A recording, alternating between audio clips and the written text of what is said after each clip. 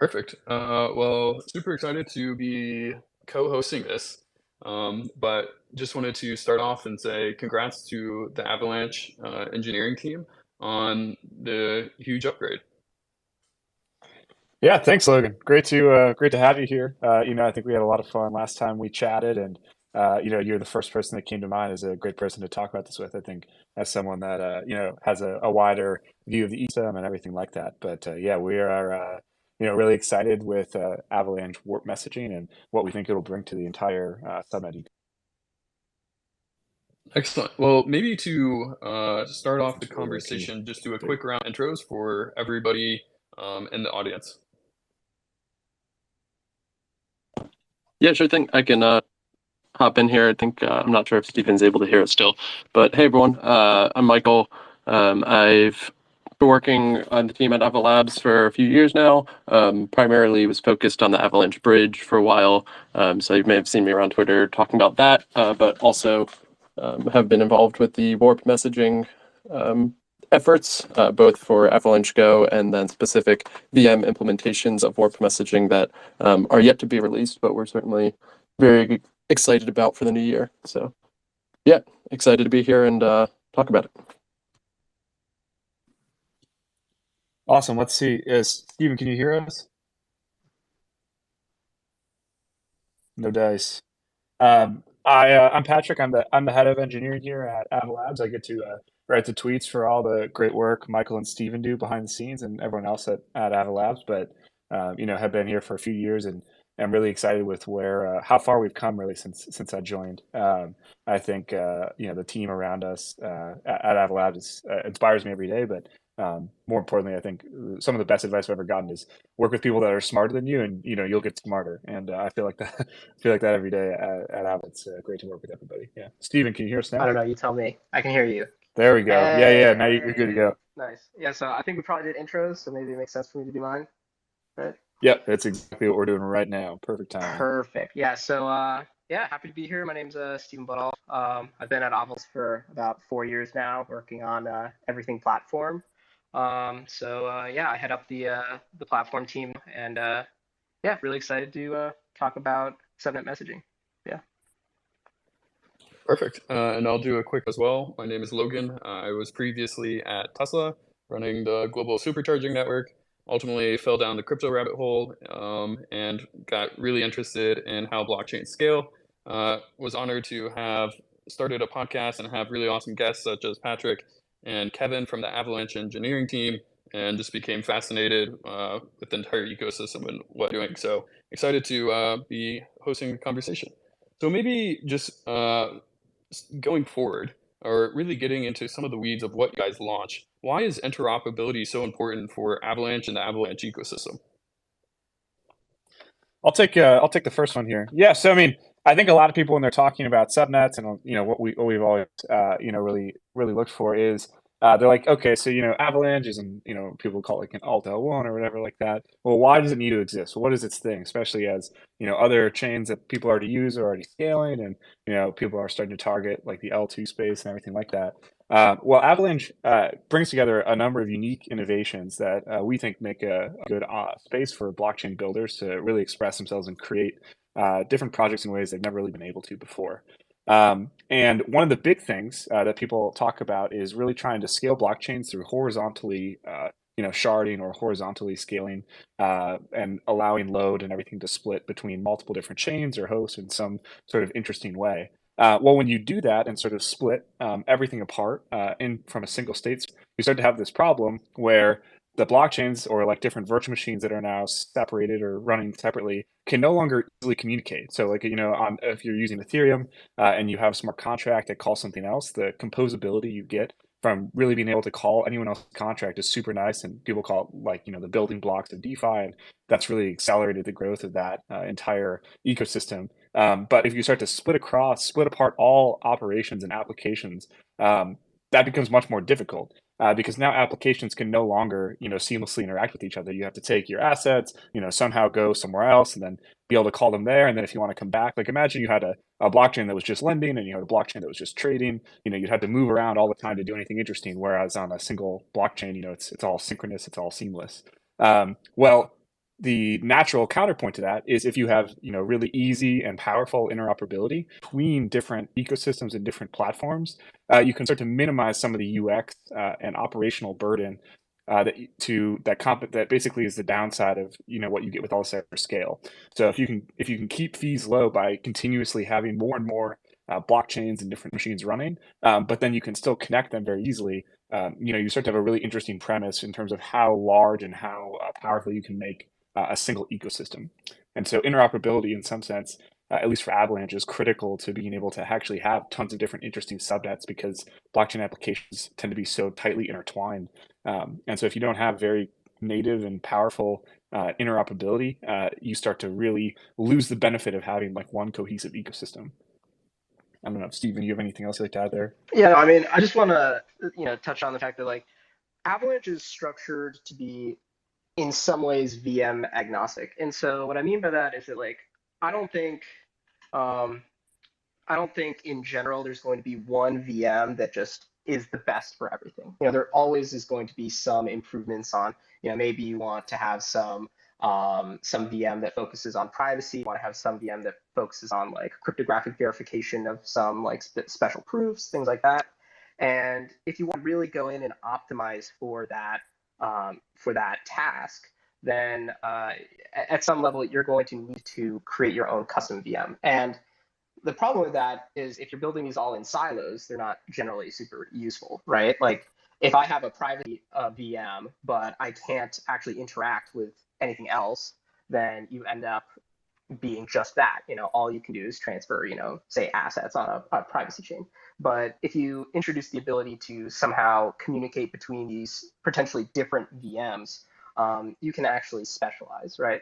And so that's really what kind of the whole vision of the Avalanche network has been working towards for a while now, and we're just kind of starting to get to the actual good part where we can really stuff come to action. So, yeah. What we call the fun part. Yeah.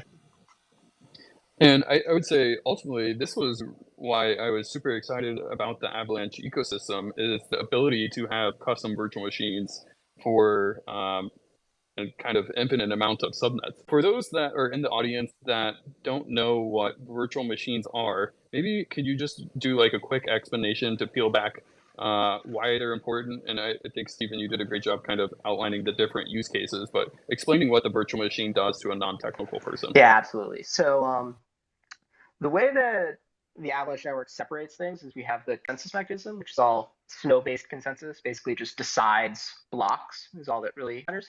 But what is actually being done when those blocks are getting accepted or the format of those blocks is completely up to what we call the virtual machine. So an example of this is, say, the Ethereum virtual machine. So we have the subnet EVM and Core ETH as two instances of this where essentially the blockchain is defined by this VM that corresponds to Ethereum's state transitions. So you can submit your Ethereum compatible transactions and you have your smart contracts, things like that. Another example of a VM would be something like the Move VM that's coming out with some of the newer research. Additionally, say like the Solana VM. So these are all just different examples, different what they're called state machines. And so all of these have different trade-offs and usages. And so that's kind of what we consider a virtual machine in the Avalanche network. Yeah, in my experience, I would say that most developers I've talked to are not, I don't think, familiar with how low level some of the runtime is to do a virtual machine. And I think I finally concluded on the terminology is any sort of code you can run deterministically can almost always be turned into a virtual machine and as a result, some sort of blockchain or just different sort of running virtual machine on Avalanche. So the most common deterministic state machines are popular blockchains people use today. If you want to do anything else is deterministic, you can turn that into a blockchain. If you don't have a blockchain and just use the P2P aspect that Avalanche subnets give you, and even the crazy thing is the cross subnet aspect of it. Without any blockchain, you can also do that as long as you can implement it in Go or Rust right now. So I think 2023 will be a year when we really start to play around more with the virtual machine frameworks and what we can do to help people get started more easily. Because right now, as most people know, most virtual machines people use on Avalanche are subnet EVM or derivatives of that. Perfect. Appreciate the explanation. Maybe pivoting back to Avalanche warp messaging, talk about, and I think you did a great job speaking to this initially, Patrick, why you guys have chosen this specific approach to kind of advance the Avalanche ecosystem. Yeah, I mean, I think this is the question everyone's been asking us, at least as long as I remember, which is great. You have this network, primary network, these chains, and you can do subnets, but like, how do they actually talk to each other? And people wondered, when I run an Avalanche subnet, I have to run the primary network. Why? Like, I don't care about that. I just want to run my subnet. Well, now I think we finally have, kind of fully unveiled the grand vision of how this all fits together. So when Avalanche was designed, and I mean, I have to paraphrase here, but I joined slightly after mainnet launch. This is really more of the brilliance of Stephen, Goon, and Kevin, who had a lot of these ideas in TED.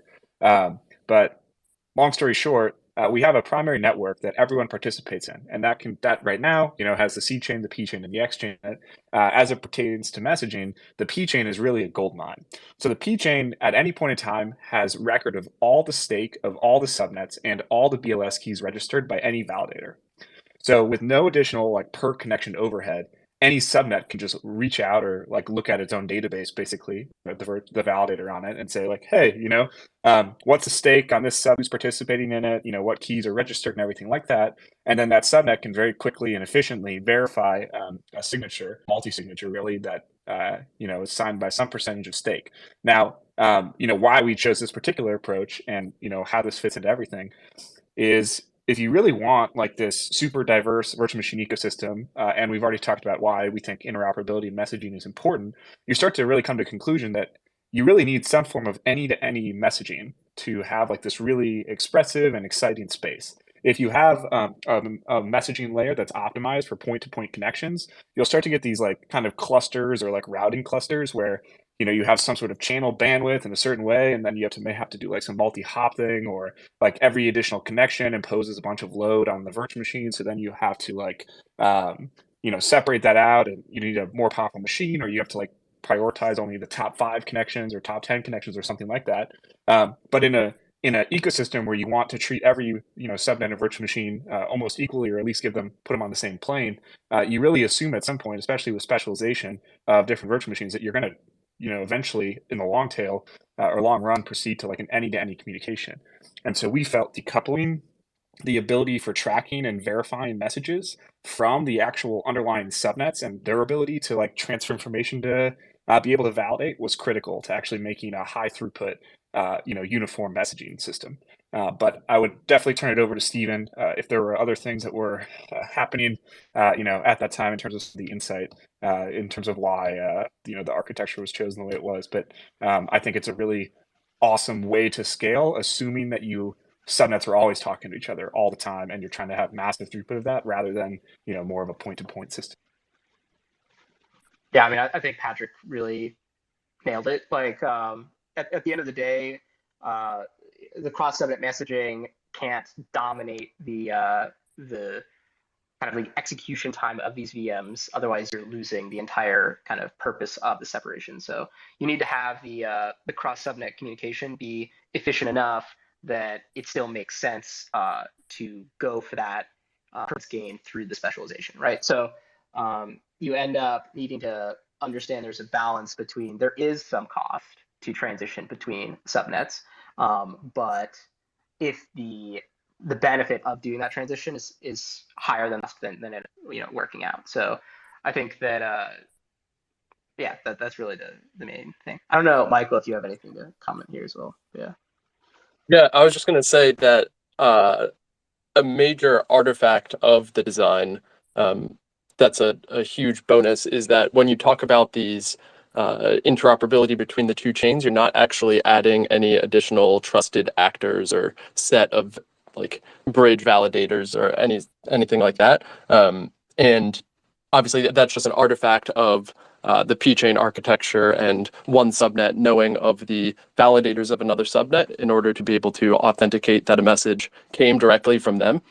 But I think with all of the interoperability exploits and hacks that we've seen this year, it can't be overstated enough that there are no additional trust assumptions that one subnet is making by receiving a message from another subnet, other than that a certain threshold of that subnet stake is participating honestly. So I think that's definitely a huge part of the design.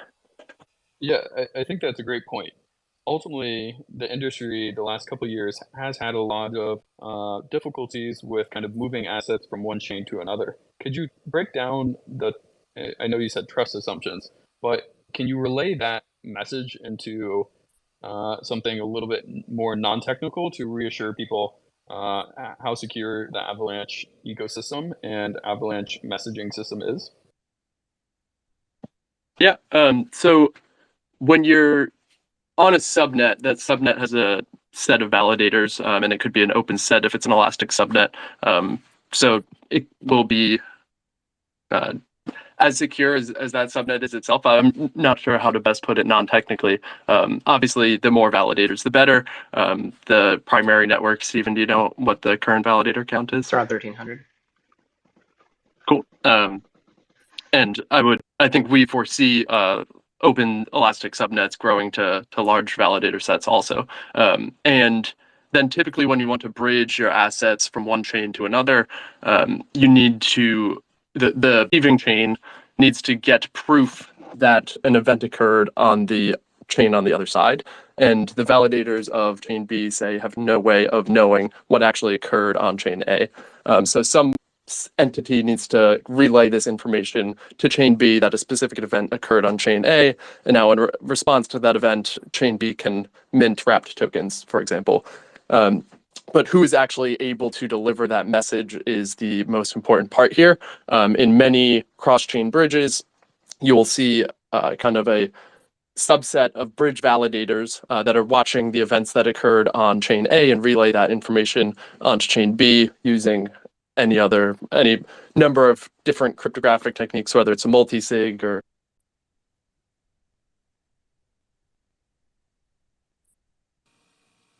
Oh, awesome. Did you guys lose it? I did as well. Maybe you want to wrap that up, Patrick? Oh, yeah. We'll mute him for a second. Yeah. Yeah. So I think like when we were coming down to it at some point, we think of ourselves at Avalabs as primitive builders. People we try to give virtual machine developers and all sorts of people trying to build blockchain different tools they can use. We try to enforce as few decisions as we possibly can on the virtual machine developer because we would not be foolish enough to think that we could think of everything all these awesome smart people could do using different blockchains, right?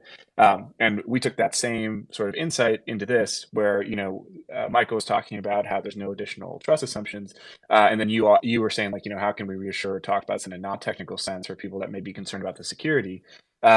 When you interact with Avalanche Warp Messaging as a subnet, you as the subnet decide who you want to talk to and interact with and what your thresholds for security are and what sort of actions, whatever that message could kick off.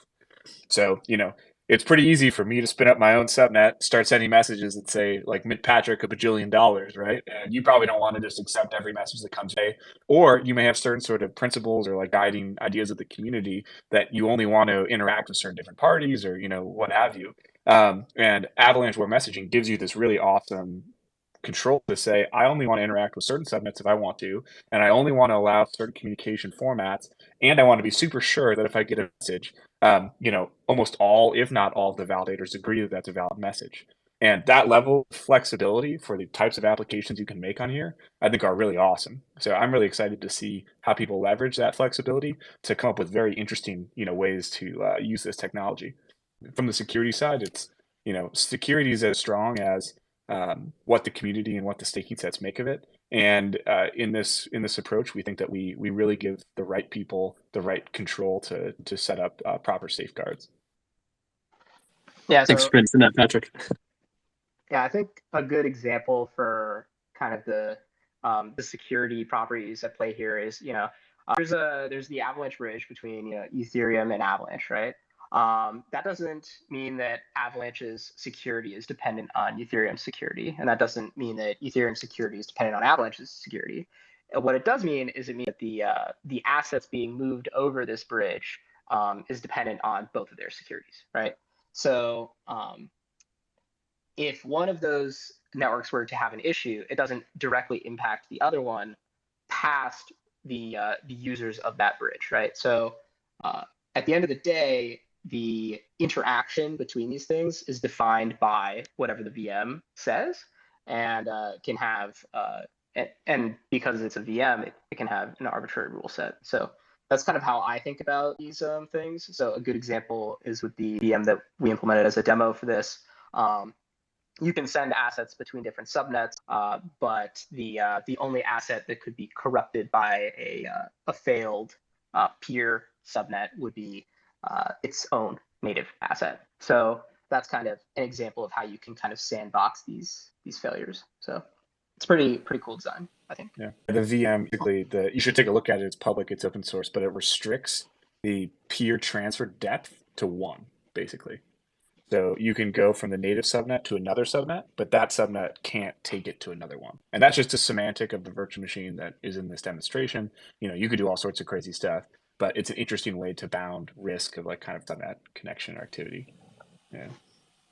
Yeah, I think you guys all laid it out well with how much flexibility the team is allowing engineers to have with Avalanche warp messaging.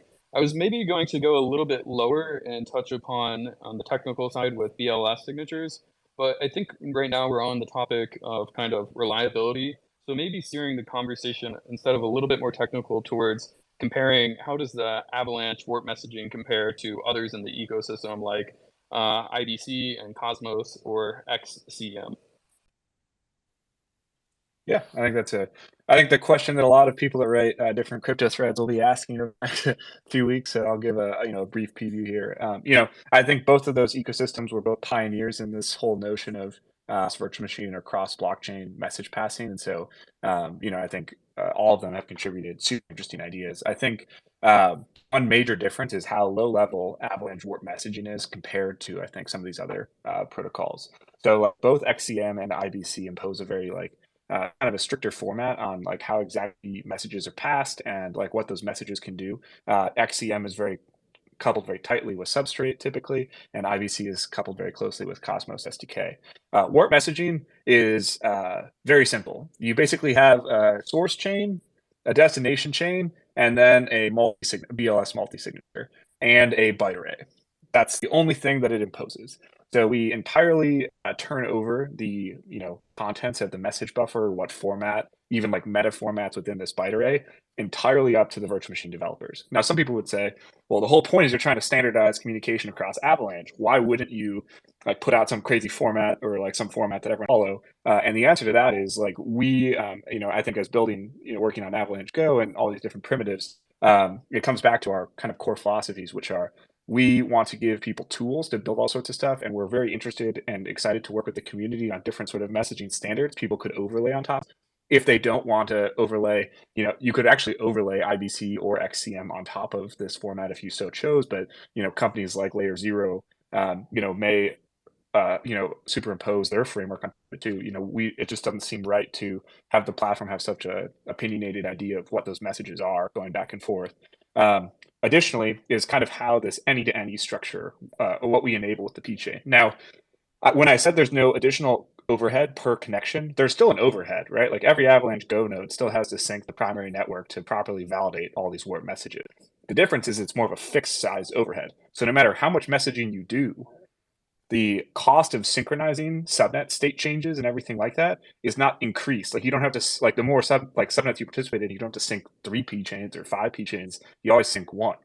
Now, I think at least in the case of IBC, there's an optimization more so for like point-to-point connections where zones serve as light clients of each other, and so they're constantly streaming headers from each other to keep track of who should be able to like basically produce valid messages and state transitions that another zone will listen to. So one big difference is we've opted more for like this fixed size model or fixed cost model where there's a some bar that you have to have, and then on top of that, it's the variable cost is much lower. And I would say that Cosmos or IBC has a much lower fixed cost, but it has a much higher variable cost. So it's a very different definition. On the XCM and XCMP side, I think they have both the version where you can like run it through the relay chain in Polkadot or have direct messaging between different parachains.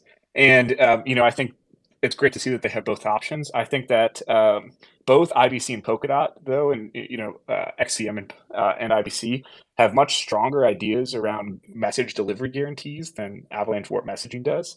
So, in IBC, the whole notion that most of the users actually have these like ordered channels of messages where they can ensure that they don't miss a message or, stream an order. They all have unordered versions as well. And I think, I'm not sure how commonly those are used, but there's at least some option to have like a strict channel ordering using XCMP when you're bridging between different parachains. There's like Merkle trees added on some of the export and import paths to ensure that messages are delivered, across parachains. Avalanche Warp messaging takes a totally different opinion, which is we'll offer no guarantees other than you being able to construct a signature and verify a signature. The way virtual machines want to interact with that messaging should be up to them to determine how important it is to have message guarantees. Because of this flexibility, it's very easy, for example, to add like an anycast messaging layer. So subnets can just say like, hey, here's a message that's coming from my source chain.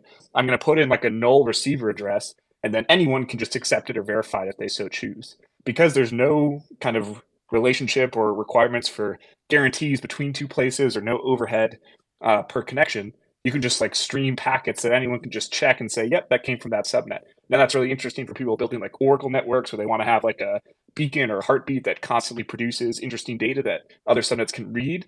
But what it comes down to at some point is some different decisions around the overhead per connection, differences around the structure of the messages and like what can be done there, and then different guarantees around how messages are delivered. Beautifully put.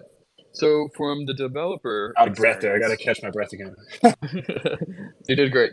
From the developer experience, what are the main kind of differences that they'll notice by developing in the Avalanche ecosystem versus these others? And then from the user perspective, is there any difference as well from these other ecosystems?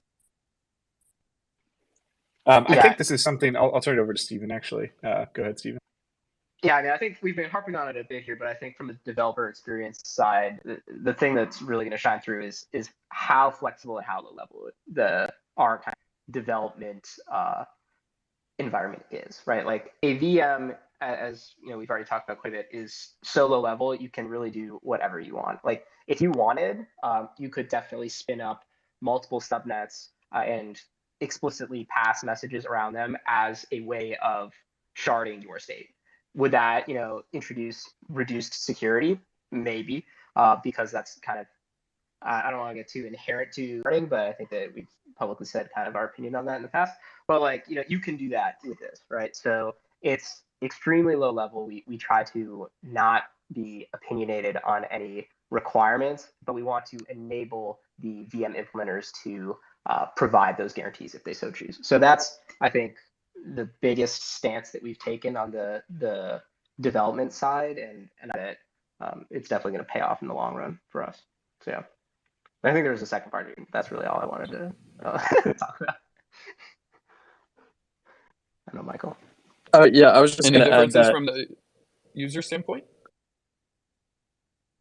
So I was just going to add to what Steven said, not for specifically the VM developers who will have all of that flexibility available to them, but also the application developers within a specific VM.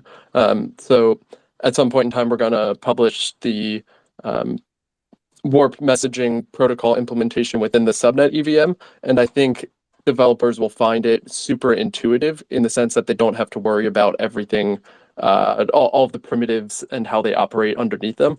They will just be able to invoke other contracts on other EVM-based chains, very similarly to how they would on a single chain within Solidity. So I think our goal there is to definitely make it as easy as possible for the developers to integrate with at the application level, if you're not the subnet or VM developer type. One last thing I want to tie this to is, in the new year, we plan to host a lot more kind of open developer workshops and office hours to talk about ways people are using a lot of these technologies. And the hope there, and really when you bring about how users will notice it and what it'll mean to them, is to establish and understand how people want to use some of these new technologies and make sure that we can do our best to help support it throughout the ecosystem of tooling. One of the big bets Avalabs made, for example, was building Core. Even though there's a whole ocean of different wallets, as people that had visibility into thinking about where Avalanche could go and where it might be, it became pretty clear that great, if you just want to have EVM compatibility, you probably don't need your own wallet.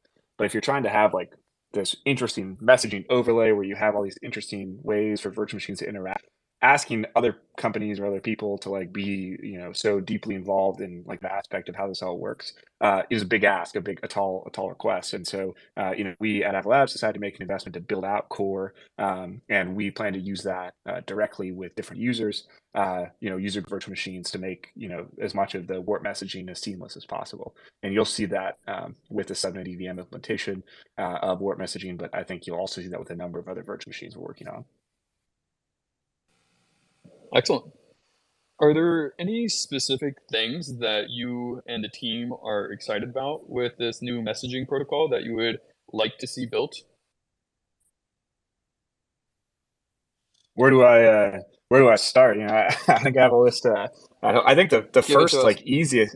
I mean, like I think the first easiest one, or like kind of most appealing one for people, is at least in the DeFi ecosystem, so many applications rely on some notion of an oracle. But hooking up oracles to a chain is extremely expensive and costly to like work with different partners to make that happen. Well, with this new warp messaging protocol, you could just have a single oracle integration on one subnet.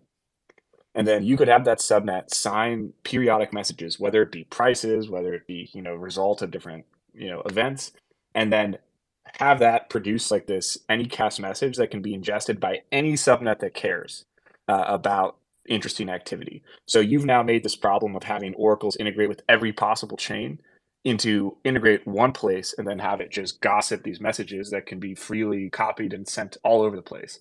You don't have this problem of having to maintain, the complexity of oracles everywhere, as well as just, it's just easier for everyone involved, I think, to actually, you don't have to know the oracle provider to actually get oracle data on your blockchain.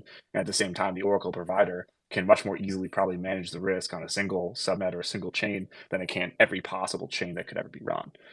So that to me is just like a win-win-win-win across the board in terms of what that will allow.